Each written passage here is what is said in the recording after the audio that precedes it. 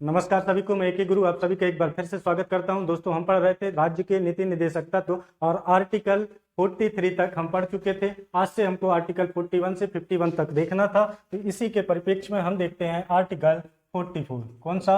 अनुच्छेद 44।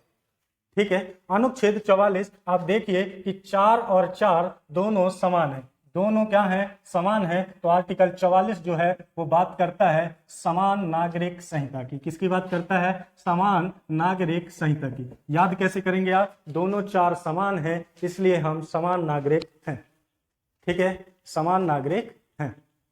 ठीक, तो इसमें क्या लिखा है कि राज्य जो है वो आने वाले समय में, यानी जब संविधान लागू हुआ, यानी संविधान बना, तो उस समय पर संविधान सभा के सदस्यों का मानना था कि राज्य जो है वो आगे आने वाले समय में किसकी व्यवस्था करेगा? तो समान नागरिक संहिता की। समान नागरिक संहिता की, जहां ना कोई धर्म होगा, न जाति होगी, ना कोई मजहब। ठीक है, तो इस तरह की बातें आर्टिकल 44 में लिखी हुई हैं। तो क्या ऐसा हुआ कि कभी ऐसे प्रयास किए गए हों? तो दोस्तों, सबसे पहले एक केस आया था साहेबानों के नाम से। किसके नाम से? साहेबानोवाद के नाम से 1985 में। किसमें? 1985 में। और तब प्रथम बार कोर्ट ने कहा था कि हमको ऐसी व्यवस्थाएं, सुप्रीम कोर्ट ने कहा था कि हमको ऐसी व्यवस्थाएं करनी चाहिए जिससे समान नागरिक संहिता की व्यवस्था हो सके। और उस समय पर यह मामला बहुत ही गर्म माहौल में था। ठीक है, बहुत ही गर्मा गर्मी में था। उस समय पर बहुत चर्चा हुई इस पर। ठीक है, लेकिन उस समय ऐसा कुछ हो नहीं पाया। फिर हुआ 1998 में एक सरला ग्रेवाल के नाम से केस आया। ठीक है, सरलावाद आया, शॉर्ट में याद रखिए आप। ठीक है, और इसमें भी इसी तरह की बातें हुई कि पूरे देश में समान नागरिक संहिता होनी चाहिए और एक अच्छा खासा माहौल तैयार भी हुआ। लेकिन ये दोनों ही बार क्या रहा? अनसक्सेसफुल रहा। हालांकि 2019 में ऐसा हुआ कि जो एक स्टेट है गोवा, कौन सी स्टेट है? गोवा स्टेट है, जो कि पूरी तरह से टूरिज्म के लिए वो क्या है? डेवलप है। वहां पे टूरिज्म ही बहुत सारा है, तो विदेशों के लोग बहुत मात्रा में वहां आते हैं। और विदेशों में ऊंच नीच बहुत ज्यादा नहीं, विदेशों में ऊंच नीच बहुत ज्यादा नहीं है, और यहाँ पे हमेशा ही ऐसे विदेशी मौजूद रहते हैं। तो इस तरह से वहाँ का क्या हो गया? माहौल बन गया था। वहाँ पे इतना ज्यादा ऊंच नीच का भाव रह नहीं गया था। आखिरकार 2019 में गोवा प्रथम ऐसा राज्य बना जो कि समान नागरिक संहिता लागू किया। अब वहाँ पर ना कोई जाति ना कोई मजहब है, वहाँ सभी क्या हैं? समान है। और वहाँ सबका एक ही लॉ है, इंडियन पेनल कोड। ऐसा नहीं है कि मुस्लिम लॉ अलग, हिंदू पर्सनल लॉ अलग, ऐसा कुछ भी नहीं है। वहाँ पे सभी के लिए एक ही कोड है, IPC। ठीक है, फिर है दोस्तों आर्टिकल 45। आर्टिकल 45 ये क्या बात करता है? तो ये बात करता है दोस्तों शिक्षा की। और शिक्षा की कैसी बात करता है? तो देखिए दोस्तों, जब संविधान बना था हमारा, तब लिखा हुआ था कि राज्य जो है तो 6 से 14 वर्ष के बच्चों को, 6 से 14 वर्ष के बच्चों को मुफ्त में शिक्षा दिलाने का प्रयास करेगा। मुफ्त में शिक्षा दिलाने का प्रयास करेगा राज्य। ठीक है, हमने आपको पहले ही बताया था कि जिस तरह से हमारे संसाधन थे, हमको कुछ अधिकार उसी समय दे दिए गए जो कि फंडामेंटल राइट है हमारे, लेकिन कुछ अधिकारों को नीति निर्देशक तत्वों में भी डाला गया और कहा गया कि राज्य के पास जैसे जैसे संसाधन आएंगे तो राज्य उन नीति निर्देशक तत्वों को किसमें डाल देंगे? मौलिक अधिकारों में डाल देंगे। तो उसी के आधार पर सन 2002 के आसपास, सन 2002 में ही 86वां संविधान संशोधन हुआ। कौन सा संविधान संशोधन हुआ? 86वां संविधान संशोधन अटल बिहारी वाजपेयी की सरकार में। ठीक है, और यहाँ पे व्यवस्था की गई, क्या किया गया कि ये व्यवस्था है जो राज्य प्रयास करने वाला था, वो उसको फंडामेंटल राइट में डाल दिया गया। और आर्टिकल 21A के तहत वो हमारा फंडामेंटल राइट हो गया कि 6 से 14 वर्ष के बच्चों को मुफ्त में शिक्षा दी जाएगी। अभी क्या था? प्रयास करेगा। अब क्या हो गया? दी ही जाएगी, यानी वो हमारा मूल अधिकार बन गया। वो हमारा क्या बन गया? मूल अधिकार बन गया। और यहां से हट के वो कहां चला गया? मौलिक अधिकारों में चला गया। लेकिन दोस्तों, ये जगह तो खाली हो गई। ये जगह क्या हो गई? खाली हो गई। तो खाली ना छोड़ते हुए यहाँ पे एक काम किया गया कि एक काम करिए, ये 6 को 3 से बदलिए और 14 को 6 से बदलिए। यानी अब राज्य के नीति निर्देशक तत्वों में क्या है कि राज्य जो है, कौन है? राज्य जो है वो 3 वर्ष से लेकर 6 वर्ष तक के बच्चों को मुफ्त में शिक्षा दिलाने का प्रयास करेगा। ठीक है, ये भी कब हुआ था? तो ये भी उसी संशोधन के तहत हुआ था। उसी संशोधन के तहत ये बात भी हुई थी। ठीक है, तो अब आर्टिकल 45 में क्या है? 3 से 6 वर्ष तक के बच्चों को मुफ्त में शिक्षा दिलाने का राज्य क्या करेगा? प्रयास करेगा। ठीक है। फिर है आर्टिकल 46। कौन सा आर्टिकल? आर्टिकल 46। और ये बात करता है दोस्तों कि एसटी एससी एवं जो और भी दुर्बल वर्ग हैं, और भी कौन है? दुर्बल वर्ग है, उनको शिक्षा, कौन सा? शिक्षा, और जो उनके हित हैं, उनके क्या हैं? हित हैं, उनके क्या हैं? हित हैं, उनका संरक्षण, उनका क्या? उनका संरक्षण। ठीक है।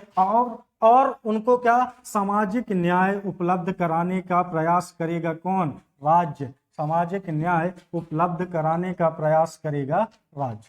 ठीक है। क्या है इसमें कि एसटी एससी एवं दुर्बल वर्गों के शिक्षा और हितों का संरक्षण उपलब्ध कराया जाएगा, हितों का संरक्षण उपलब्ध कराया जाएगा, और सामाजिक न्याय उपलब्ध कराने का प्रयास कौन करेगा? राज्य करेगा। और इसी के आधार पर आरक्षण भी दिया जाता है। इसी के आधार पर क्या होता है? आरक्षण भी दिया जाता है, ताकि ये जो दुर्बल वर्ग हैं वो सामाजिक परिपाटी में एक समान रूप से आ सकें। ठीक है। राज्य को ये निर्देश दिए गए हैं, इसलिए राज्य ऐसा करता है। ठीक है। फिर है आर्टिकल 47। कौन सा आर्टिकल? आर्टिकल 47। ठीक है। तो ये बात करता है कि लोगों को पोषाहार, कौन सा? लोगों को पोषाहार सुनिश्चित करना, पोषाहार सुनिश्चित करना। यहाँ पे बात होती है मद्यपान निषेध की। किसकी बात होती है? मद्यपान निषेध की। पोषाहार मतलब ऐसा आहार जिससे व्यक्ति का पोषण हो सके, ऐसे आहार ने जो व्यक्ति के पोषण को रोक दें। इसी के आधार पर मद्यपान निषेध भी होता है, यानी शराबबंदी जैसी बातें आती हैं, जो कि गुजरात और बिहार में ऑलरेडी लागू हैं, जो वहाँ की सरकार है इसी आर्टिकल के आधार पर उन सभी बातों का यानी शराबबंदी को लागू की थी। ठीक है, वहाँ की जो सरकार है। ठीक है। फिर है आर्टिकल 48। और क्या कहता है ये कहता है कि पशुपालन, कौन सा? पशुपालन एवं कृषि का आधुनिक संगठन। क्या? आधुनिक संगठन। ठीक है। कृषि एवं पशुपालन का आधुनिक संगठन किया जाएगा, और जो वैज्ञानिक प्रणालियां हैं उनके अनुसार। किसके अनुसार? वैज्ञानिक प्रणालियों के अनुसार, प्रणालियों के अनुसार, यानी जो नित्य दिन नए नए खोज होती हैं उनके आधार पर कृषि एवं पशुपालन का क्या होगा? संरक्षण संगठन होगा। ठीक है। और इसी के आधार पर दोस्तों गौवध निषेध की बात होती है। आपको डायरेक्ट कहीं नहीं लिखा होगा गौवध निषेध। ठीक है। आपसे इसी तरह से प्रश्न पूछे जाएंगे कि हमारे संविधान में गौवध निषेध की बात कहां पर निहित है, तो आपको याद रखना है आर्टिकल 48 में निहित है, जहां पर यह बात होती है कि राज्य जो है कृषि एवं पशुपालन का जो विकास है वो वैज्ञानिक प्रणालियों के अनुसार करेगा। ठीक है। फिर इसी में जोड़ा गया एक सब क्लॉज 48A। कौन सा जोड़ा गया? 48A। ठीक है। और ये बात करता है किसकी? तो ये बात करता है पर्यावरण संरक्षण की। किसकी बात करता है? पर्यावरण का संरक्षण एवं उसकी अभिवृद्धि करने का प्रयास। पर्यावरण संरक्षण एवं उसकी अभिवृद्धि करने का प्रयास कौन करेगा? राज्य करेगा। अभिवृद्धि करने का प्रयास राज्य को करना होगा। ठीक है। फिर है आर्टिकल 49। कौन सा आर्टिकल? आर्टिकल 49। आर्टिकल 49। और ये बात करता है राष्ट्रीय इमारतों के संरक्षण की। जो राष्ट्रीय इमारतें हैं या और भी कुछ ऐसी चीजें हैं जो कि एंटिक हैं, उनके संरक्षण की, उनके संरक्षण की बात कौन करता है? आर्टिकल 49। राष्ट्रीय इमारतें हैं, कुछ ऐसी बुक हैं जो बहुत प्राचीन हैं, या कई भी ऐसी चीजें हैं जो एंटिक हैं यानी प्राचीन हैं, उन सब के संरक्षण की बात कौन करता है? आर्टिकल 49। और ये कौन करेगा? तो राज्य करेगा। इसी के तहत दोस्तों जो राज्य है, जो पुराने किले रहते हैं उन पर क्या करता है? राज्य अपना अधिकार कर लेता है और फिर उनका क्या करता है? संरक्षण करता है। ठीक है। फिर आपको याद रखना है आर्टिकल 50। कौन सा आर्टिकल? आर्टिकल 50। और इसको कैसे याद रखना है कि 50-50 कैसे याद करना है? 50-50 क्या बात करता है? ये कार्यपालिका और न्यायपालिका के पृथक्करण की। किसकी? न्यायपालिका के पृथक्करण की। ठीक है। यानी दोनों क्या हैं, अलग अलग हैं, 50-50 हैं, दोनों क्या हैं, अलग अलग हैं। कार्यपालिका एवं न्यायपालिका के पृथक्करण की बात होती है आर्टिकल 50 में। तो 44 वाला कैसे याद रखना है कि दोनों चार समान, इसलिए समान नागरिक संहिता, और ये वाला याद रखना है कि 50-50 यानी दोनों अलग अलग, दोनों कैसे अलग अलग। फिर है आर्टिकल 51, कौन सा आर्टिकल, आर्टिकल 51, और ये बात करता है अंतरराष्ट्रीय संबंधों के अभिवृद्धि की, अंतरराष्ट्रीय संबंधों के अभिवृद्धि की, अभिवृद्धि की बात करता है कौन, आर्टिकल 51। ठीक है, यानी राज्य जो है वो ऐसा प्रयास करेगा कि हमारे जो विदेश हैं यानी अंतरराष्ट्रीय संबंध हैं वो कैसे हों, अच्छे हों, सौहार्दपूर्ण हों, और इसी के आधार पर दोस्तों राज्य जो है वो अपनी विदेश नीति को तय करता है। कभी ईस्ट लुक तो कभी वेस्ट लुक तो कभी नाइबरहुड, इस तरह की बातें होती हैं विदेश नीति में। तो किस लिए, क्योंकि आर्टिकल 51 के तहत राज्य को यह निर्देश दिया गया है।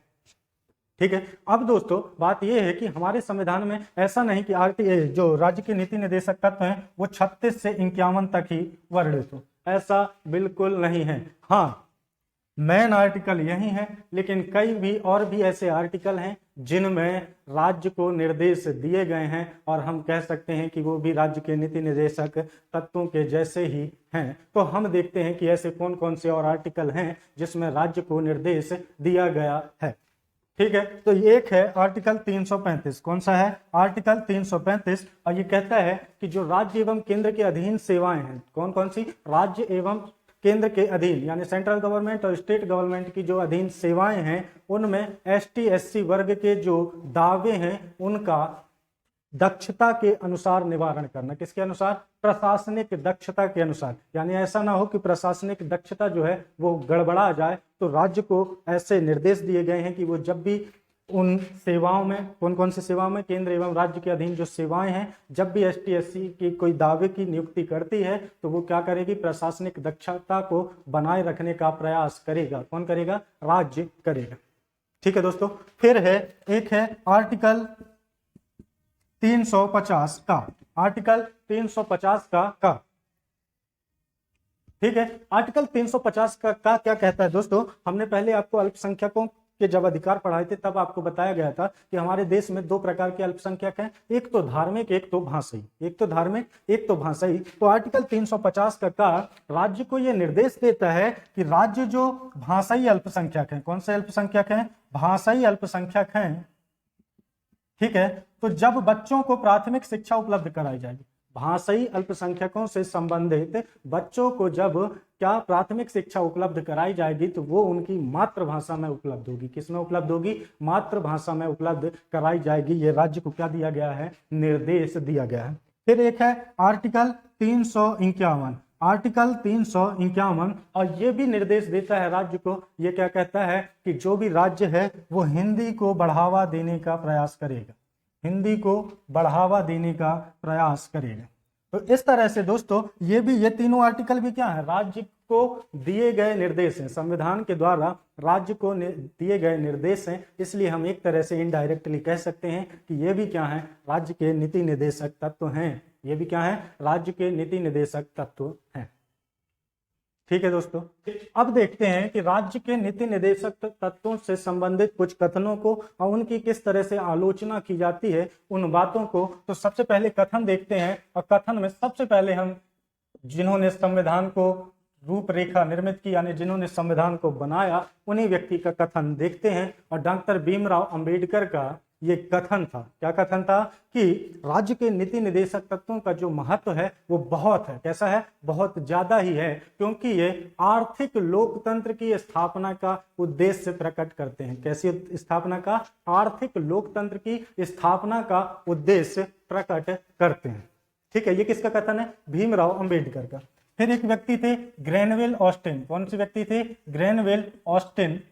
ठीक है, इनका कथन है कि जो राज्य के नीति निर्देशक तत्व हैं, क्या है, जो राज्य के नीति निर्देशक तत्व हैं वो अब तक जितनी भी सामाजिक क्रांतियां हुई उनकी प्राप्ति के उद्देश्य, उनकी प्राप्ति के क्या हैं, उद्देश्य हैं। ठीक है, तो ये दो कथन हो गए। फिर बी एन राव का क्या कहना है, एक और कथन देख लेते हैं। बी एन राव जो कि संवैधानिक सलाहकार थे, इनका कहना है कि जो ये राज्य के नीति निदेशक तत्व होंगे, तो जो अधिकारी हैं, कौन है, अधिकारी हैं, उनके लिए ये शिक्षक की तरह कार्य करेंगे, यानी शैक्षिक रूप से महत्वपूर्ण होंगे। जो अधिकारी होंगे वो इन राज्य के नीति निर्देशक तत्वों के आधार पर ही कार्यपालिका के द्वारा जो नियम लागू किए जाते हैं उन नियमों को लागू करेंगे, यानी उनके अनुसार देश में व्यवस्था बनाकर रखेंगे। ये कहना था किसका, बी एन राव का, कि अधिकारियों के लिए इनका कैसा महत्व होना चाहिए, तो शैक्षिक महत्व होना चाहिए। ठीक है। फिर कई बातों में इनकी आलोचना भी की जाती है। क्या की जाती है, आलोचना भी की जाती है। ठीक है।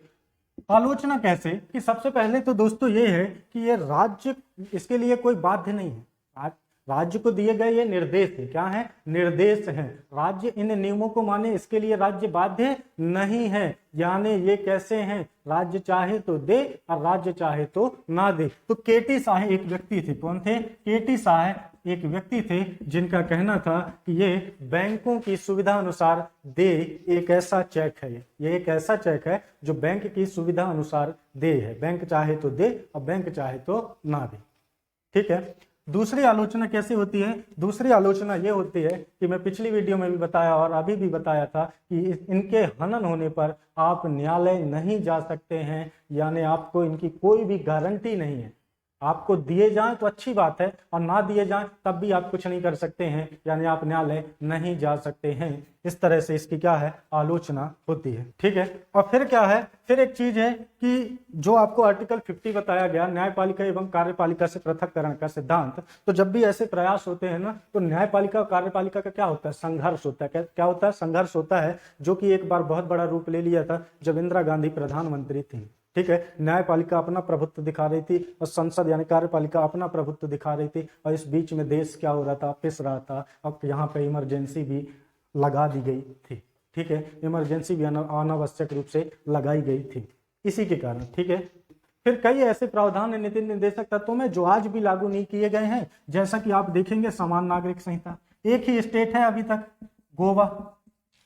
संविधान लागू हुए 75 साल होने को हो गए और अभी तक एक ही स्टेट में, वो भी 2019 में गोवा में लागू हुई थी। तो कई ऐसे प्रावधान हैं जो आज तक लागू ही नहीं हुए। ठीक है दोस्तों, तो ये था पूरा का पूरा टॉपिक राज्य के नीति निर्देशक तत्वों से संबंधित। अब अगली वीडियो में हम मूल कर्तव्यों वाला टॉपिक पढ़ेंगे। तो मिलते हैं अगली क्लास में, तब तक के लिए जय हिंद, धन्यवाद।